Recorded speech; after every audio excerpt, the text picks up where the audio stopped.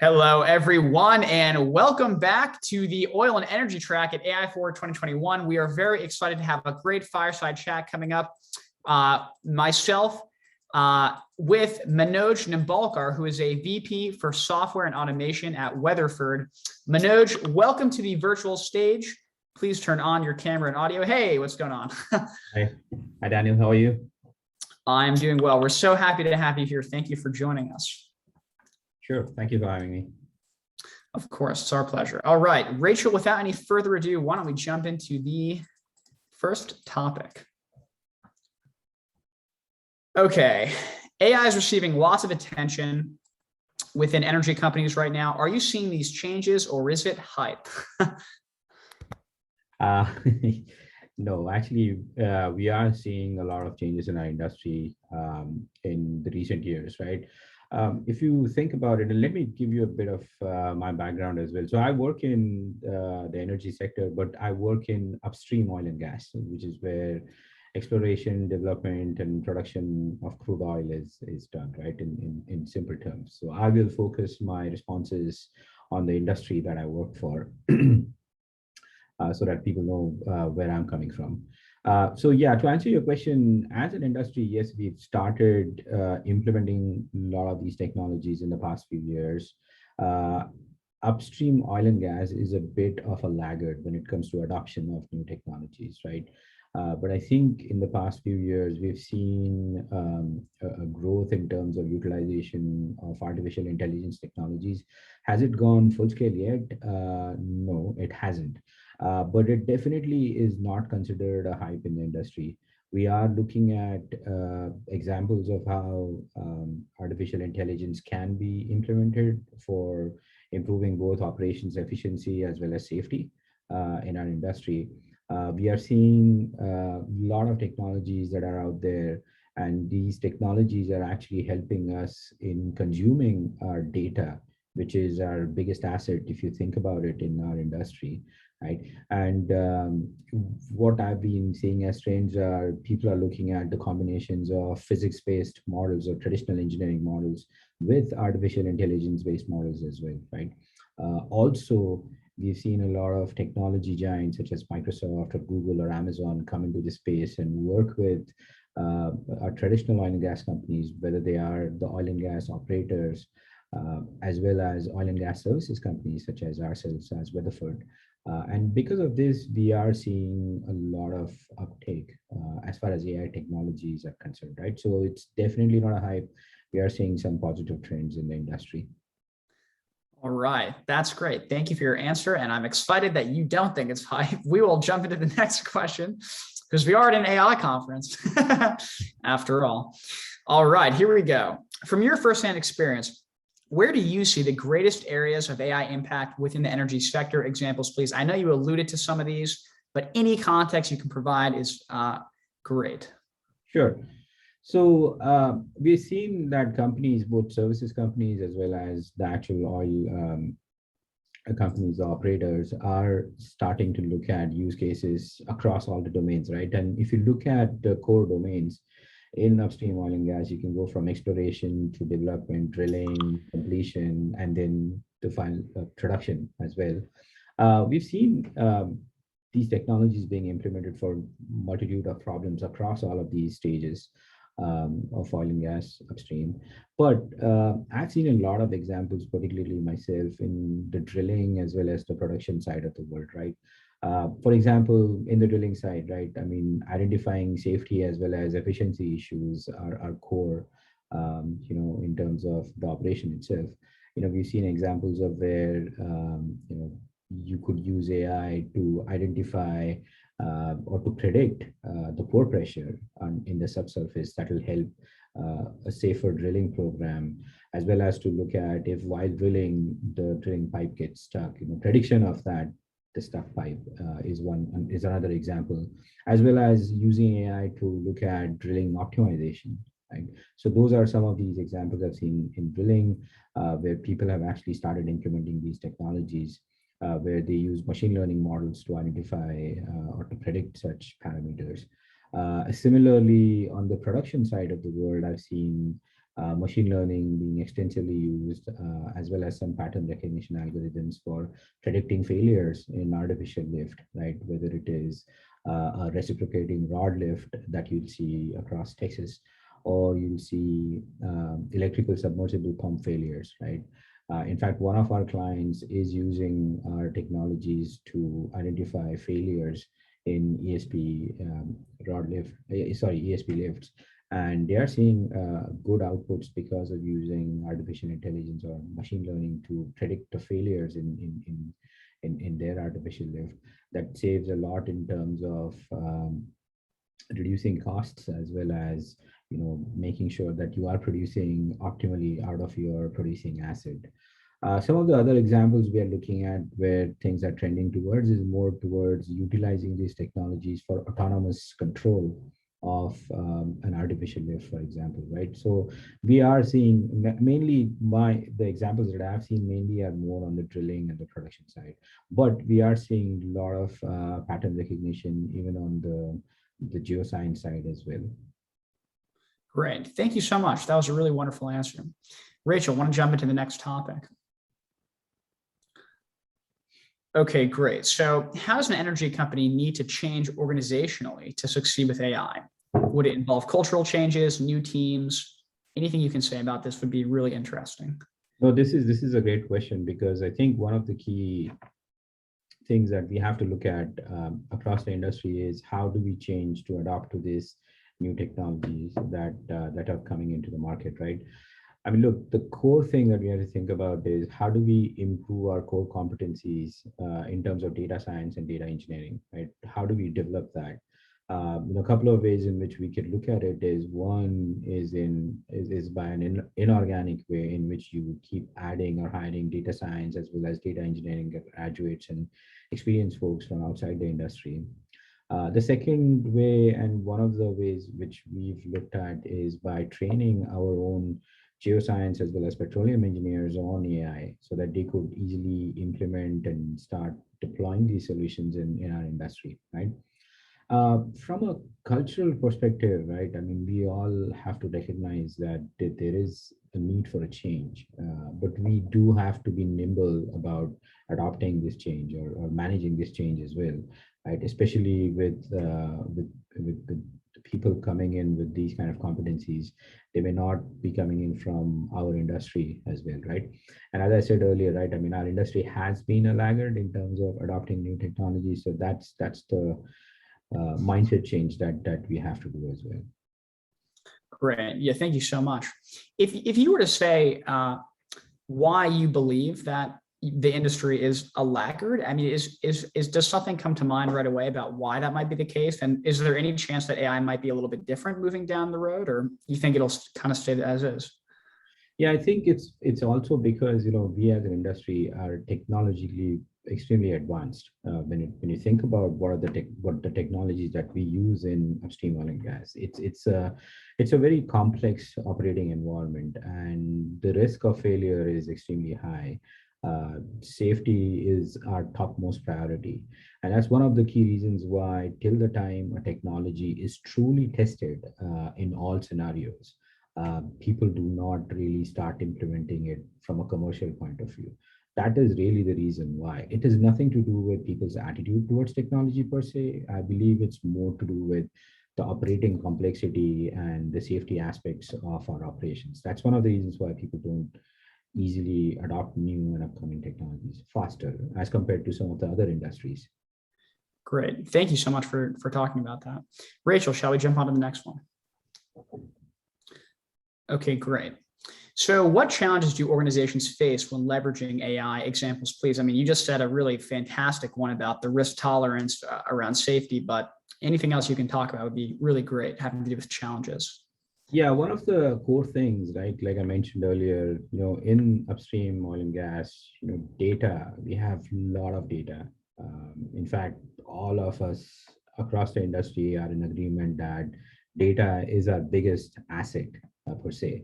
But we've not done a great job with respect to standardization of this data, as well as with managing this data properly. And because of these issues, right, where it's poor data management or different data types or lack of standardization per se, the ability for us to consume this data in our algorithms is a bit limited, right? And that's why a lot of companies are starting to clean up their data per se, right? To start utilizing a lot of these AI models now. So that's one challenge.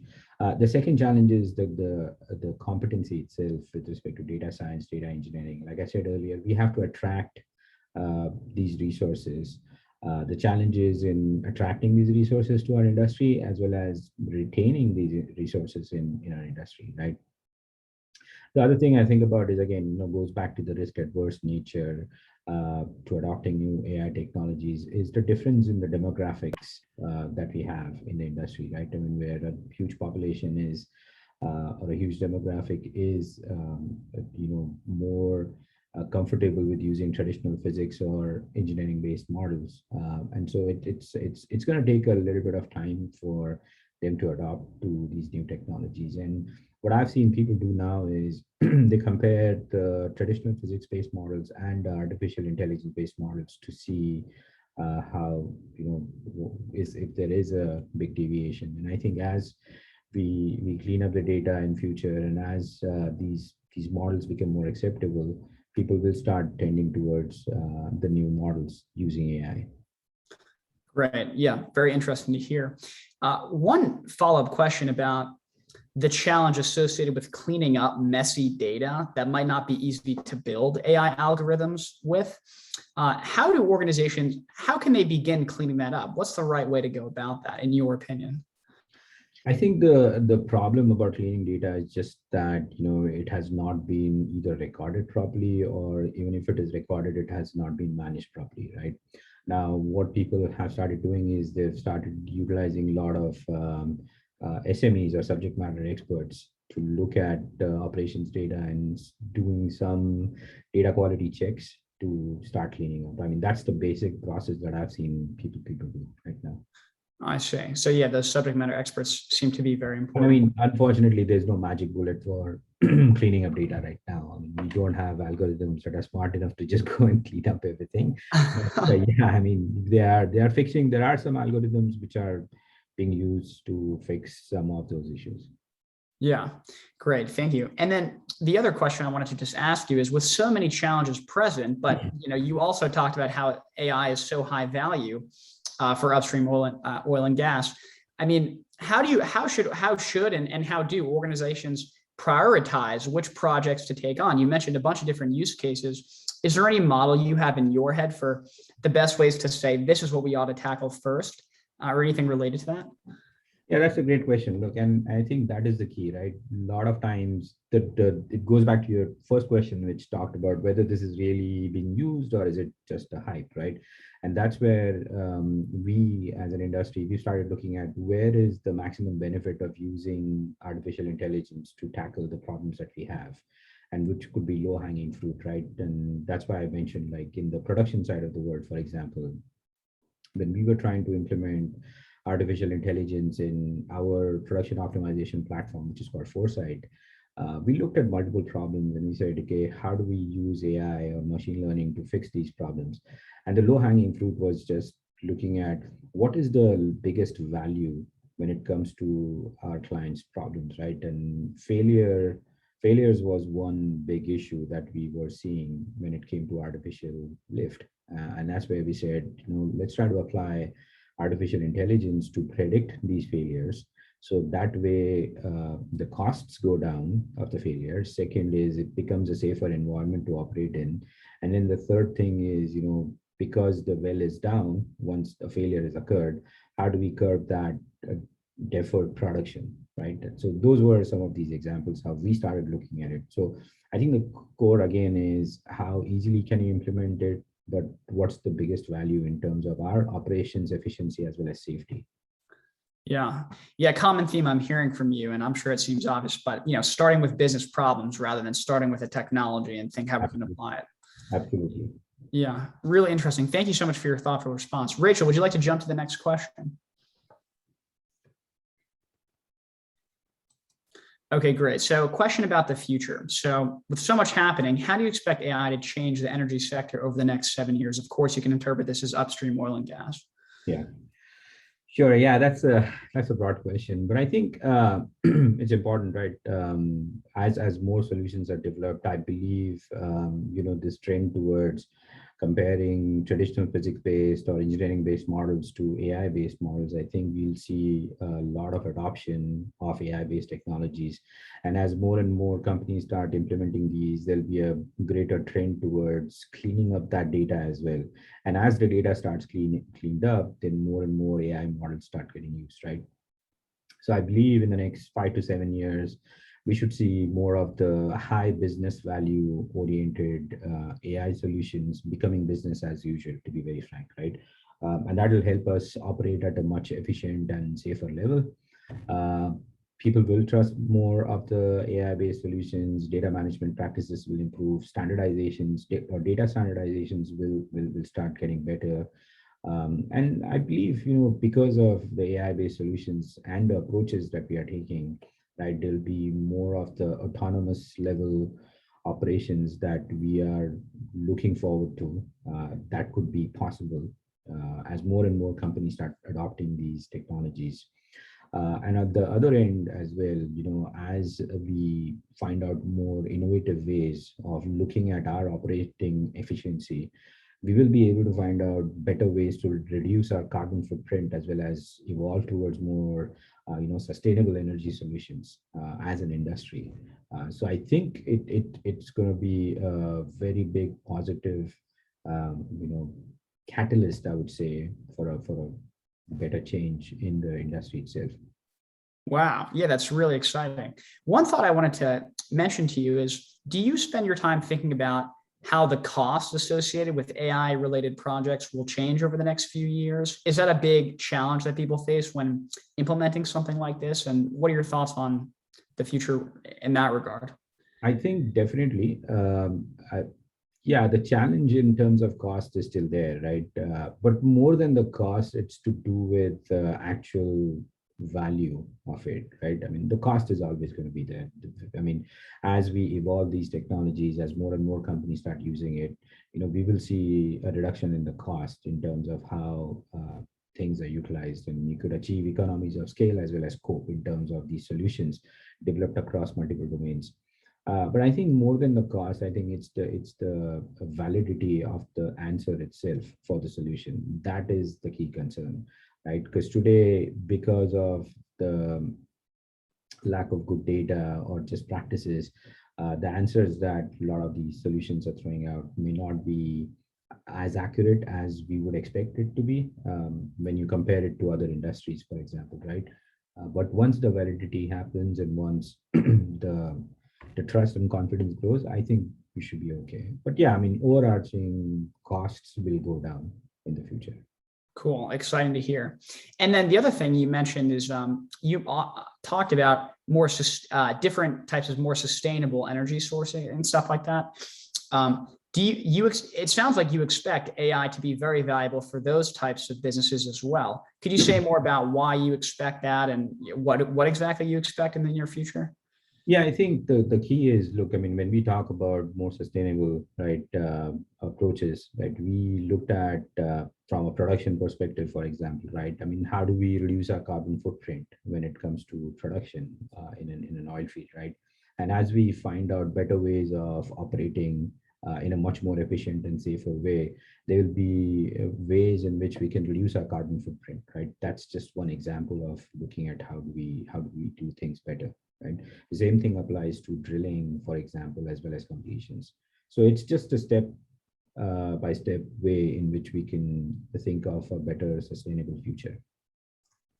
Great, cool. Well, we are just about out of time. Any final thoughts to the viewers who are learning about AI as it relates to upstream oil and gas from you?